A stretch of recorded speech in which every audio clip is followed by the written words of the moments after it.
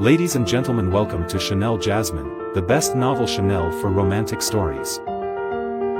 Hai guys, selamat datang di channel Jasmine, channel terbaik untuk menyimak novel-novel romantis. Mohon dukung channel ini dengan subscribe, like dan share video-video yang ada di channel ini. Terima kasih.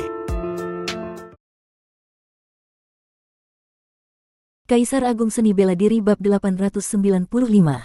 Dalam dunia kultivasi, waktu berlalu tanpa terasa. Luo Xiu benar-benar tenggelam dalam peningkatan kultivasinya, tanpa menyadari bahwa di luar sana, waktu terus berjalan dengan cepat.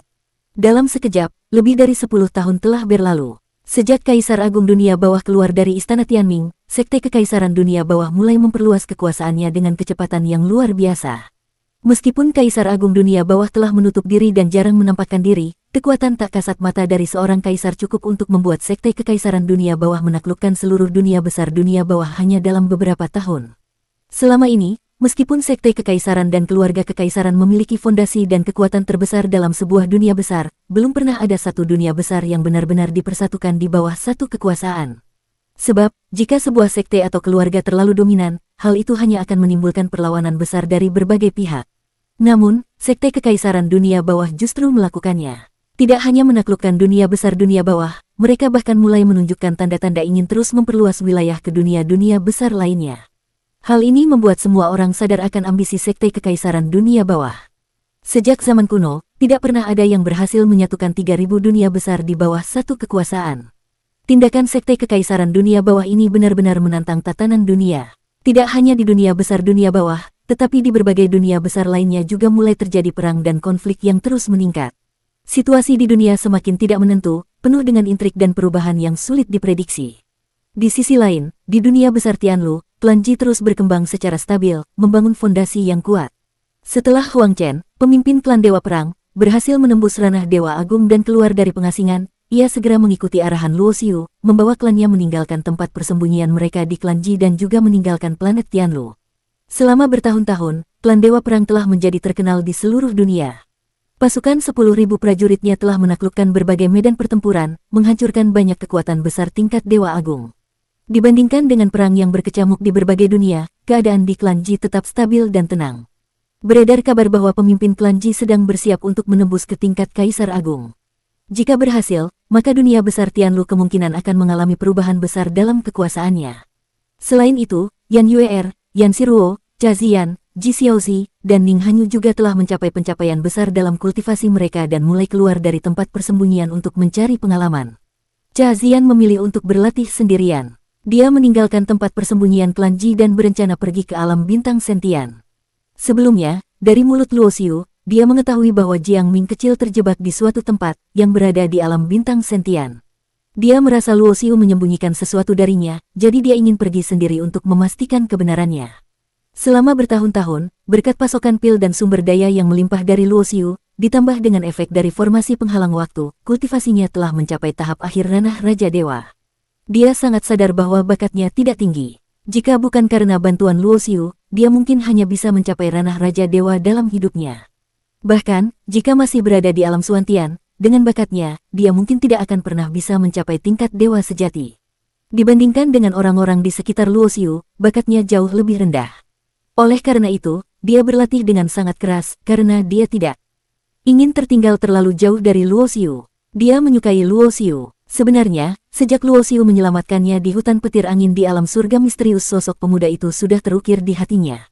Namun, dia bisa merasakan bahwa Luo Xiu benar-benar menganggapnya sebagai seorang kakak perempuan, karena di alam bintang Samudera Bintang, dia sering merawat Luo Xiu dengan baik. Oleh karena itu, Cha Ziyan selalu menyembunyikan perasaannya di lubuk hatinya yang terdalam. Tetapi, tanpa diduga, terlalu banyak hal yang terjadi setelahnya, dan dia merasa bahwa jarak antara dia dan Luo Xiu semakin jauh. Dia sudah hampir menyerah pada harapan, tetapi berulang kali, Luo Xiu datang untuk menyelamatkannya dari situasi berbahaya. Dia merasa satu-satunya cara untuk membalasnya adalah dengan berlatih keras agar suatu hari nanti dia bisa melakukan sesuatu untuknya. Selain Luo Xiu, satu hal yang paling dia pikirkan adalah Jiang Ming.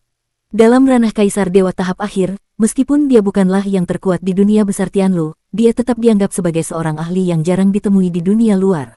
Sebab, seorang Dewa Agung bukanlah sosok yang bisa ditemukan dengan mudah. Di dunia besar Tianlu, alam bintang sentian dianggap sebagai wilayah kelas bawah.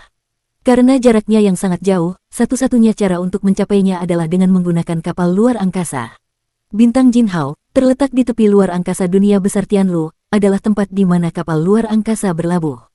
Setelah meninggalkan tempat persembunyian klan Ji, Jia Zian tiba di tempat ini dan membeli token untuk menaiki kapal luar angkasa. Selama lebih dari 10 tahun, meskipun tanpa bantuan penghalang waktu, dengan sumber daya langka seperti esensi leluhur Taichu, peningkatan kekuatan Luo Xiu sangatlah pesat.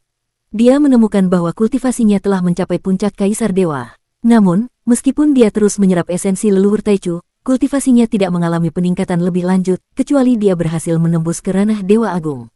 Luo Xiu sangat memahami bahwa menembus ke ranah Dewa Agung bukanlah hal yang mudah. Bahkan, kesulitannya jauh melebihi seseorang yang ingin menembus ke ranah Kaisar Agung.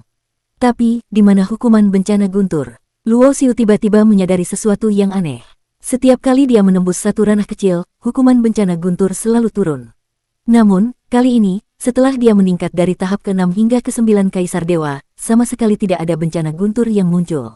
Setelah memikirkannya sejenak, Luo Xiu segera menyadari masalahnya, hukuman bencana guntur telah terhalang oleh wilayah Dewa Abadi. Begitu dia keluar dari wilayah Dewa Abadi, dia akan langsung menghadapi bencana guntur. Dan kali ini, hukuman petirnya tidak akan biasa. Sebab, 3 kali akumulasi bencana guntur akan meledak sekaligus. Saat itu, Luo Xiu merenung, 8 awan melonjak surga, yang memungkinkan seorang Kaisar Dewa Puncak menerobos ke ranah Dewa Agung tidak ada gunanya bagiku. Bahkan penciptaan roda suci, yang dapat membantu seorang Dewa Agung menembus ke ranah Kaisar Agung pun tidak akan terlalu efektif. Satu-satunya harapanku adalah jika aku bisa meramu sihir Dewa Kekacauan. Sihir Dewa Kekacauan, adalah yang dapat membantu seorang Kaisar Dewa menembus ke ranah Kaisar Agung. Bahkan Ji Xuankong, seorang Grandmaster Alkimia yang telah memahami kitab pun tidak mampu meramunya. Masalah terbesar lainnya adalah bahwa sihir Dewa Kekacauan, merupakan tingkat 6. Jika berada di alam tertinggi 8 penjuru, bahan-bahannya mungkin tidak terlalu sulit ditemukan. Namun, di 3000 dunia besar, mengumpulkan semua bahan yang dibutuhkan untuk satu ramuan hampir mustahil. Luo Xiu menatap ke arah wanita cantik yang terbaring. Di dalam peti es, Tianyong, aku akan pergi. Suatu hari nanti, aku pasti akan menerobos siklus reinkarnasi dan membawamu kembali. Katanya pelan, batu leluhur tertinggi dibawa pergi oleh Luo Xiu. Itu adalah janji yang harus dia tepati kepada Tianyong. Di kehidupan sebelumnya, Tai Sang King pun berhutang banyak kepadanya. Hutang perasaan ini, Luo Xiu harus membayarnya. Sejak awal, Luo Xiu telah diakui oleh istana Tai Sang Tianyong, sehingga ia bisa bergerak bebas di dalamnya.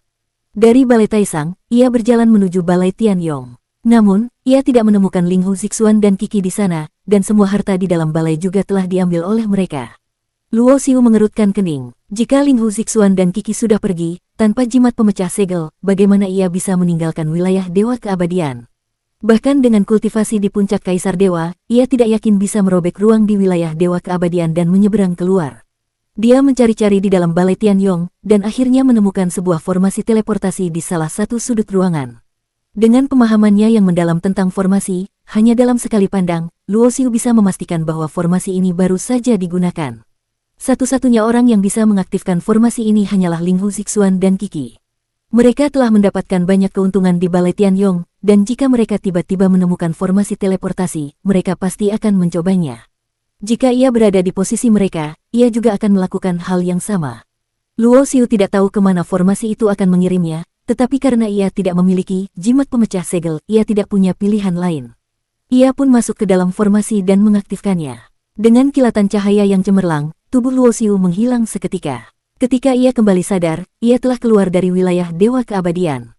Dia melihat sekeliling dan menyebarkan kesadarannya. Namun, saat menyadari lokasinya, ia terkejut. Ini, bintang waktu. Dulu, di tempat inilah ia mendapatkan sebuah fragmen sari cahaya abadi.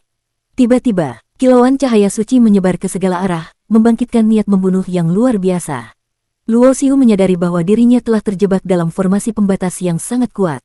Bintang waktu seharusnya tidak memiliki formasi setingkat ini. Dengan kemampuannya dalam formasi, jika ia waspada sebelumnya, ia pasti bisa mendeteksi jejak formasi ini.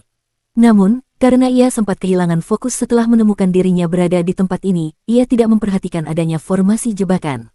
Dia tidak perlu menebak siapa yang telah menyiapkan perangkap ini. Ling Hu Zixuan, Qi Qi, apa maksud kalian melakukan ini? Luo Xiu tetap tenang meskipun dikelilingi oleh kekuatan besar formasi ini. Ia berbicara dengan suara yang lembut. Ling Hu Sixuan dan Kiki jelas telah tiba lebih dulu dan mengetahui bahwa Luo Xiu juga akan menggunakan formasi teleportasi di Balai Tianyong.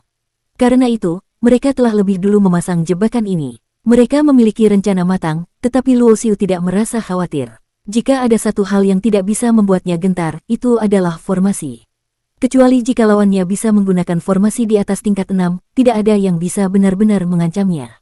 Haha, seharusnya kami yang bertanya. Luo Xiu, terdengar suara Ling Hu Sixuan dari luar formasi. Kita pergi ke istana Taisang Tianyong bersama-sama, tetapi begitu pintu gerbang terbuka, kau langsung menghilang. Jelas kau memiliki rahasia yang kau sembunyikan dari kami. Apakah kau tidak berniat menjelaskannya kepada kami? Luo Xiu tidak bisa melihat mereka, hanya bisa mendengar suara mereka.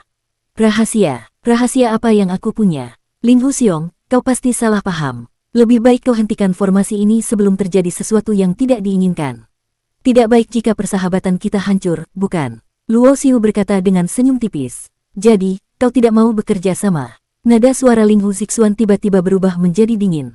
Seketika, kekuatan formasi meningkat, dan ribuan cahaya suci menyerang Luo Xiu bagaikan bilah pedang, menyelimuti seluruh ruang sekitarnya. Ini adalah formasi Dewa tingkat 5. Ling Hu Sixuan sendiri tidak mengerti formasi, jadi Luo Xiu bisa langsung menebak bahwa formasi ini pasti dibuat oleh Kiki. Ketika mereka pertama kali bekerja sama, formasi Dewa tingkat 5 adalah sesuatu yang Luo Xiu sendiri yang pasang. Jelas bahwa Kiki baru memiliki kemampuan untuk memasang formasi ini setelah dia mencapai ranah Dewa Agung. Rekan Ling Hu, Kiki, kalian tidak berpikir bahwa satu formasi Dewa tingkat 5 saja cukup untuk mengalahkanku, kan? Senyum di wajah Luo Xiu menghilang. Ia tidak ingin bermusuhan dengan mereka, tetapi jika mereka memilih untuk menyerangnya lebih dulu, maka ia akan menunjukkan siapa yang lebih unggul. Bersambung.